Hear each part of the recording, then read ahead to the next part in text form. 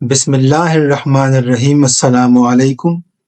Dear students, आज के lecture में हम पाइथन के एक पावरफुल डेटा स्ट्रक्चर यानी डिक्शनरी को डिस्कस करेंगे। डिक्शनरी एक ऐसा डेटा स्ट्रक्चर है जो डेटा को की वैल्यू पेयर की शक्ल में स्टोर करता है। इसको समझने के लिए आप एक रियल डिक्शनरी को इमेजिन करें, लेकिन वर्ड्स और मीनिंग के बजाय पाइथन डिक्शनरी में हमारे पास कीज और वैल्यूज हैं। जिस तरह रियल डिक्शनरी में हम वर्ड्स को सर्च करके उसकी मीनिंग तक पहुंचते हैं, उसी तरह पाइथन डिक्शनरी में हम कीज की मदद से वैल्यू सर्च करते हैं। ये फोन बुक की एक सिंपल सी एग्जांपल है। इसमें दोस्तों के नाम कीज हैं और उनके फोन नंबर्स वैल्यूज। जिस तरह मोबाइल फोन में मौजूद फोन बुक में आप दोस्तों के नामों की मदद से उनके फोन नंबर्स सर्च करते हैं, पाइथन डिक्शनरी बिल्कुल इसी तरह काम करती है। अब डिक्शनरी और लिस्ट को कंपेयर करते हैं।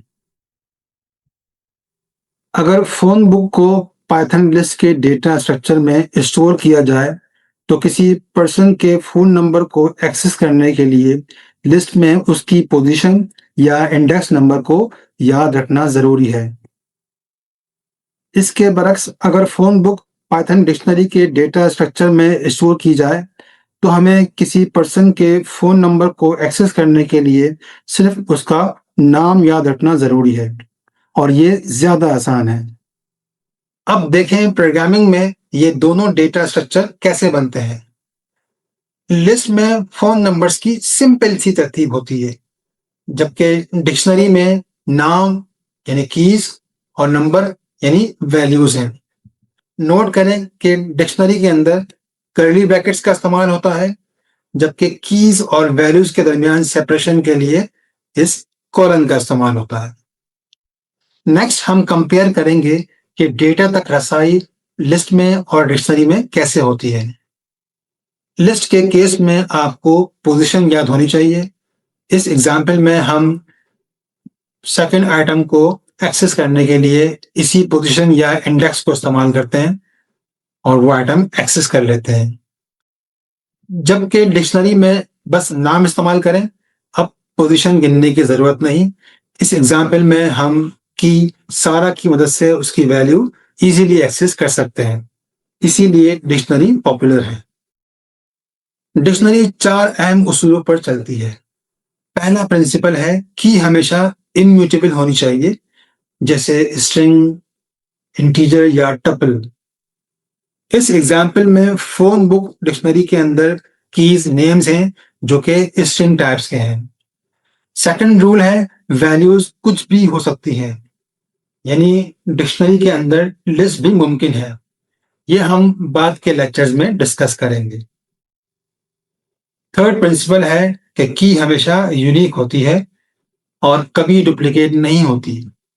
देखें डुप्लीकेट कीज के साथ क्या होता है। मैंने अली 2 बार लिखा है मुख्तलिफ नंबरों के साथ।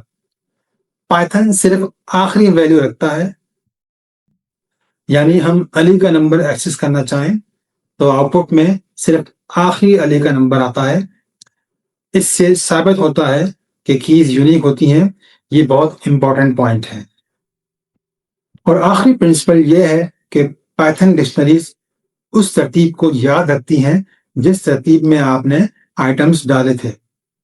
यूजर लॉगिन की एग्जांपल देखें, जहां हमने यूजर आईडी को की और पासवर्ड को वैल्यू में रखा है।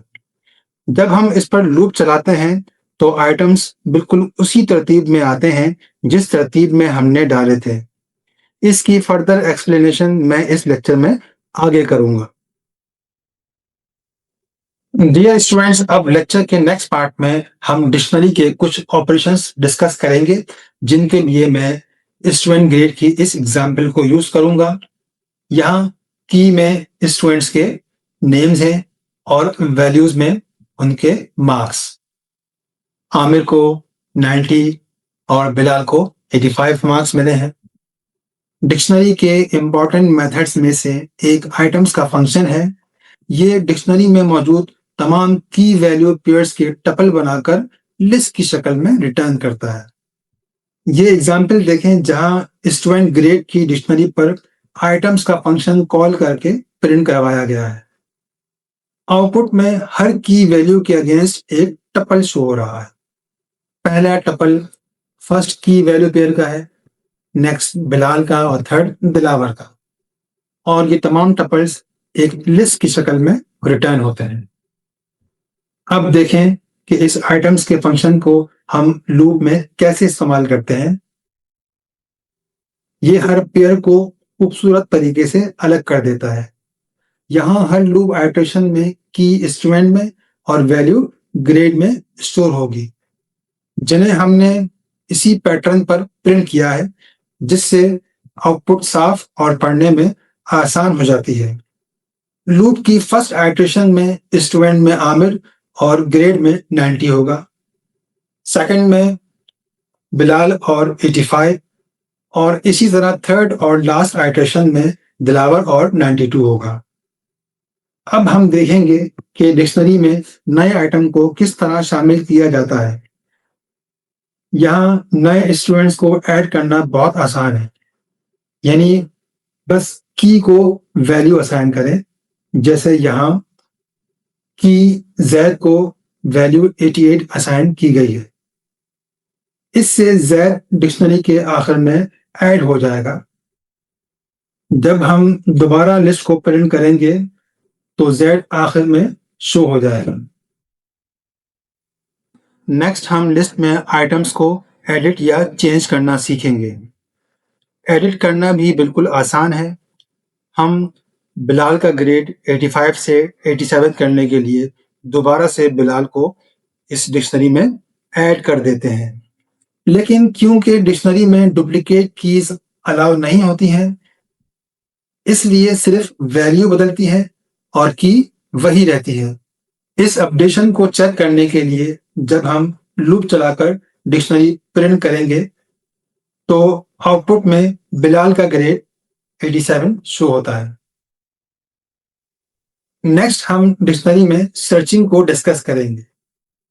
हम किसी की एग्जिस्टेंस चेक करने के लिए इन या नॉट इन का ऑपरेटर इस्तेमाल करते हैं। ये डायरेक्टली डिक्शनरी पर काम करता है। फॉर एग्जाम्पल, अगर हमने दिलावर को डिक्शनरी में सर्च करना हो तो ये एक सिंपल इफ स्टेटमेंट से चेक किया जा सकता है और फिर उसके मार्क्स प्रिंट कर सकते हैं। यहाँ कंडीशन ट्रू होने की वजह से आउटपुट में ये दिलावर के मार्क्स प्रिंट हो गए हैं। नोट करें कि इन ऑपरेटर से हम डायरेक्ट वैल्यू नहीं चेक कर सकते। अगर वैल्यू तलाश करनी हो तो उसका तरीका नेक्स्ट लेक्चर में देखेंगे। आखिर में हम डिक्शनरी में आइटम को डिलीट करना सीखेंगे। डिलीट करने के लिए हम डिलीट का कीवर्ड इस्तेमाल करते हैं। तरीका यह है कि पहले डिलीट का कीवर्ड, उसके बाद डिक्शनरी नेम के साथ वो की जिसे रिमूव करना हो। यहाँ दिलावर की डिलीशन के बाद अगर हम इफ स्टेटमेंट से दिलावर को सर्च करें तो स्टूडेंट नॉट फाउंड आता है। तो स्टूडेंट, ये था पाइथन डिक्शनरी का इंट्रोडक्टरी लेक्चर। उम्मीद है आपको समझ में आया होगा। हमने आज जो कुछ भी सीखा है इसको नेक्स्ट लेक्चर में प्रैक्टिकली डेमोन्स्ट्रेट करेंगे। तब तक के लिए अल्लाह हाफिज।